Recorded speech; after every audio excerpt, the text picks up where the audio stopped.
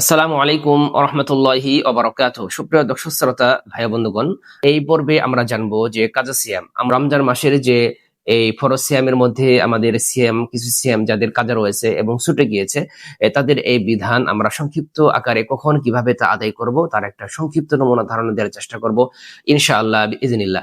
সুপ্রিয় দর্শক শ্রোতা ভাই বন্ধুগণ, প্রথম প্রশ্ন হচ্ছে যে কাজা সিয়াম এটা আমরা ধারাবাহিকভাবে রাখতে হবে নাকি আমরা যে কোনো সময় রাখতে পারবো?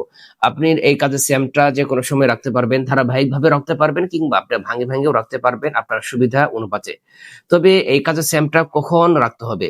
আমি কি পুরা বছরের মধ্যে যে কোনো সময় রাখতে পারবো? আয়েশা রাদিয়াল্লাহু তাআলা আনহা থেকে হাদিস, তিনি বলেন যে আমি কাজের সিয়ামগুলা আমি পরবর্তী শাবান মাসের মাঝেই আমি রাখতাম, তথা পরবর্তী রমজানের পূর্বের মাসে যে শাবান মাস, তিনি এই শাবান মাসেই তিনি এই সিয়ামগুলো রাখতেন। তবে অনেক উলামা কেরামগণ তিনি বলেন, তারা বলেন যে কেউ যদি এই কাজের সিয়ামটা রাখতে চায় তা দ্রুত সম্ভব রাখা উচিত, কেননা তার একটা ফরজের অন্তর্ভুক্ত, যত দ্রুত সম্ভব তার জন্য রাখাটাই উত্তম হবে আশা করা যায়।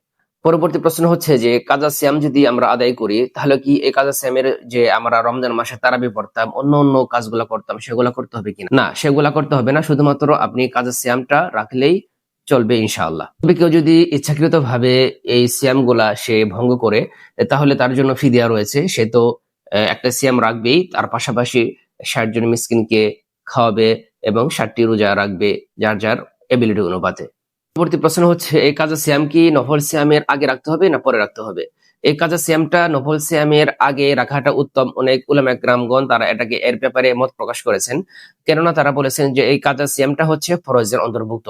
যেহেতু ফরজের অন্তর্ভুক্ত, এই যদি আমরা কাজা আদায় না করি তাহলে আমরা শাস্তি বা আমরা গুনাহগার হব।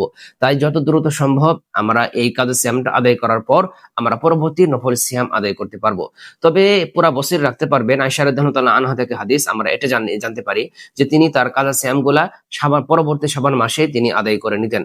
এই মর্মে আমরা এই হাদিসের উপর আমরা ভিত্তি করে এটা বলতে পারি যে কাজা সিয়ামটা আমরা যে কোনো সময় পুরা বছরের মধ্যে রাখতে পারবো। তবে আপনাকে রাখতেই হবে, এখানে শর্ত হচ্ছে আপনার পরবর্তী সিয়ামটা যেন পরবর্তী রমজান মাস আমাদের ক্রস করা যাবে না। যদি আমরা ক্রস করে ফেলি তাহলে আমরা এর শাস্তি বা এর একটা ফিদিয়া আমাদের উপর আরোপিত হবে।